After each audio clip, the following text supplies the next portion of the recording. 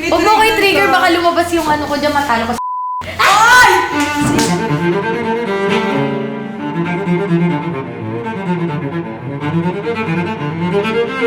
Hindi, i-clear ko lang yung house rules natin para maayos natin yung samahan. Huwag na makinig!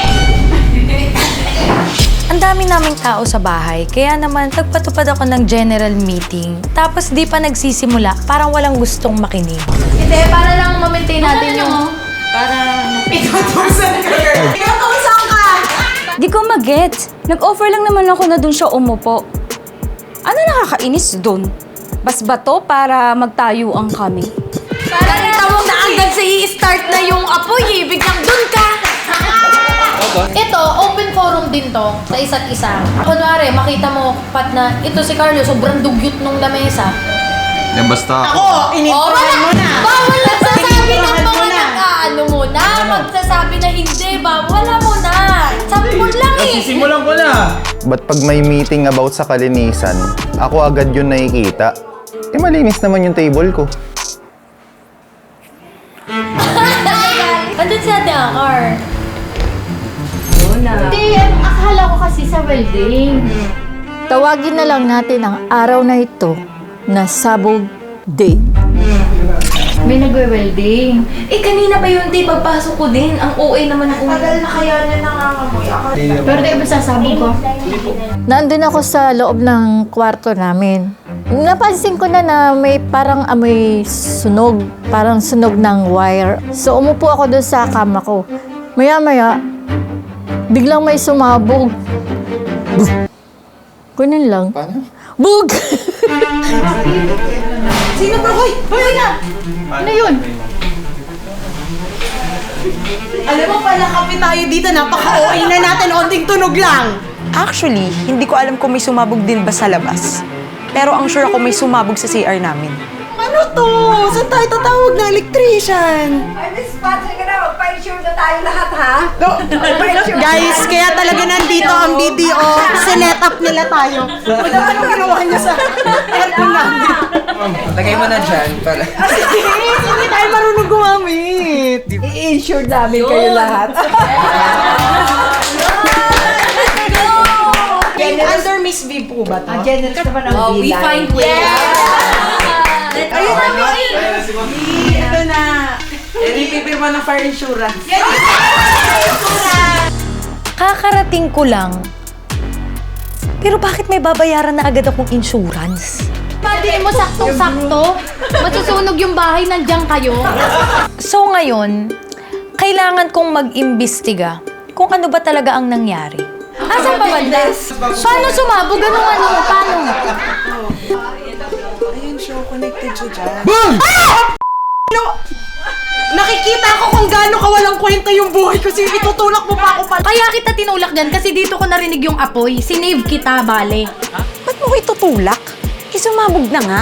Itong sipat, masyadong kwene-question yung pagiging dedicated ko as a hero nation fire in the universe. Ano ba? Itong sipat, masyado nang kwene-question yung pagiging dedicated ko as a hero of the fire nation of the universe. Teka. Hindi, pero yan yun. Pumasok ako dito, sabi ko, ate, ba't ganun amoy sunog-sunog talaga? Hindi, welding yan. Sure ka ba? Hindi. Kaya tiniis kong tumatay na amoy sunog talaga dito. Ito namang si Ate Akar, sumabog na, pinatahi pa ako. Guys, hayaan nyo masunog. 30 million pala yung insured. Bili bago, mas maganda yung makukuha eh. Pag nasunog, nalaman nilang pumutok na aircon. Si Madam pang commercial talaga. Di pa ka sumabog pa yan? Anong Hindi, paano na? nakapatay naman daw yung circuit. Yan, circuit na yan. Hindi yan sa aircon. Circuit ng aircon yan. Dito yan! Sa heater. Nakita mo ba yung nakakunik? Hindi yan yung sa aircon. Ate sila nagsabi. Hindi nga. Ayan yan yun yung nakakunik ko. Makinig ka sa electrician kasi. Akala ko ba Doon ka sa insurance? Architect din. So, kailangan namin ng expert na may alam sa kuryente. Siyempre, tatawagin na namin ang bodyguard. Ma-check na lang natin kay Kuya Glenn muna. Hindi naman electrician yun. Bodyguard talaga. Hindi nyo ba alam kung saan specialist si ano? Pat, huwag ka lang bida-bida sa mga kwento. Kung may eviction talaga dito, isa ka sa maraming points. 1 point para kay Ate Pat. Kasi ang OA niya. Ang OA masyado. Okay, 1 point kay Alex. Si Alex, video pa rin ang video ng live ng Beeline. Girl, dapat ako makakota ha. Dapat lang. Napaka-OA. 1 point lang kay Pat kasi pag ginawa kong 3, di kawawa naman yung anak ko. 2 points. Kanino? Ang gagawin? O, bakit hindi ka natatapat kay Pat? Ba't hindi mo masabi si Pat na ibig? Ayoko umalis. Okay, 2 points para kay Lokar. Video ka ng video. Paano kung natusta tayong lahat dito? Oh, di ba? Si Carlo, video siya ng video. Habang pumuputok na yung CR. 1 point na lang din sa akin kasi iniskoran nila ako, nagbibideo lang naman ako. 3 points! Si Alex! Tawa lang ng tawa habang nakaamoy ko yung usok doon sa loob ng CR. 3 points para kay V. Cortez. Rinig na rinig nyo, tawa lang siya ng tawa, guys. 1 point kay Ma'am Marie.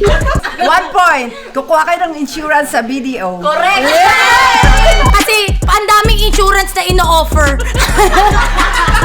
Pangalawang point, kay Pat Pabingwit. Kasi kung ano-anong term yung sinasabi niya, uuna niya sinabi sumabog. Naisip ko agad Granada. 3 points kay Ate Akar. Dahil pinatain niya pa ako. Ano sabihin ko dito? Wala akong alam dyan. 2 points kay Ate Akar. Kahit aping-apin na yung tuhod niyang butas na. Dito tayo na sa bukas. 3 points para kay B. Cortez. Alam mo, mas inuuna niya, kausapin ko daw yung asawa niya, yung mukha lang ni Kong dun sa video nakaganon. 1 point ko kay Alex kasi kumakalat na yung amoy ng kuryente, nagsaswatch pa ng Persephone. Yan, 2 points kay kay Ate Akar. Sobrang kalmado. Lumapit sa akin, Kevin, may pumutok sa CR. Walang urgency. Yung masusunugan na walang urgency. 3 points kay Pat kasi kung si Ate Akar kalmado, siya naman yung napaka-OA. Tawag kayo electrician. Pero siya, hindi naman siya nagtatawag ng electrician. Paikot-ikot lang dito sa 1 point kay Kuya Jonas.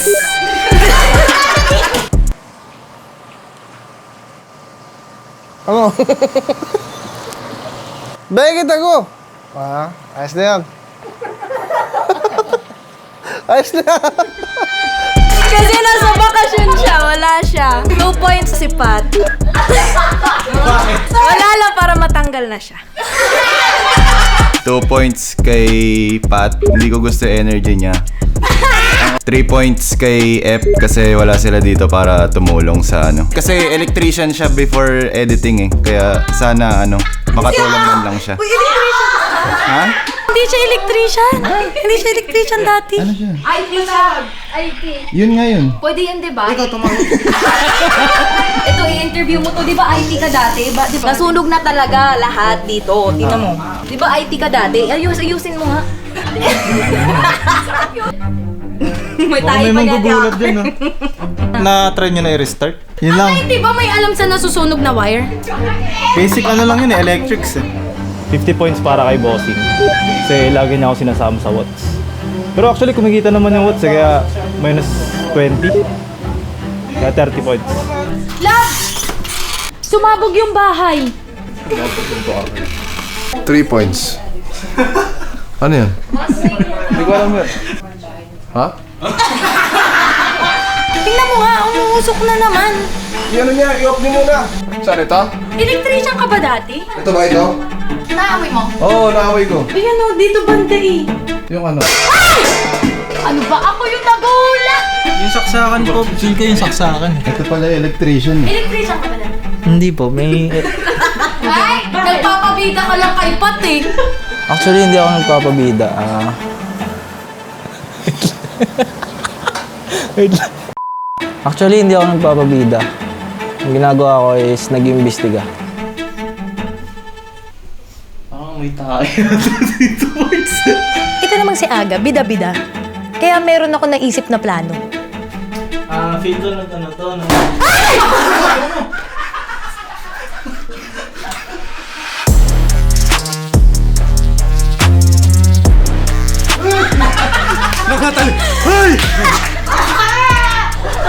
3 points po kay Bibis. Ginulat ako. Uy. Uy, nag-alala din po. Wala na, ayoko na kasi si Gengging. Uwi na ako. Nalaman niya? Napakatao ito. Hindi ba alam ni Gengging na ano? Pag ganun titimbrehan nyo na lang. Bunga niyan talaga ni Gengging, ano talaga yan? Geng! Minsan ka lang makaranas ng bridal shower. Ang tagal namin pinlano nun, mga 2 months na yon ate. Tapos, i-spoil lang niya ng ganun. Pakadaldal. Lugod ko. Hindi ko nga alam eh. Takin ang bubo ko. Minsan lang isa sa buong buhay. Hindi ko alam eh. Bubo, tama na. Yari ako nito kay Tibibis. Bago, yari ako nito kay Tibibis. Hindi ko naman talaga sinasadyang mas spoil yung bridal shower eh. Hindi ako, aminado naman ako sa sarili ko na mali naman yung ginawa ko. Diyos ko po. Wala na, ayoko na. Tinamad na ako. Gago, yari ako, Pards. Ay na, bumalik na sila. Ayaw niya nang umalis.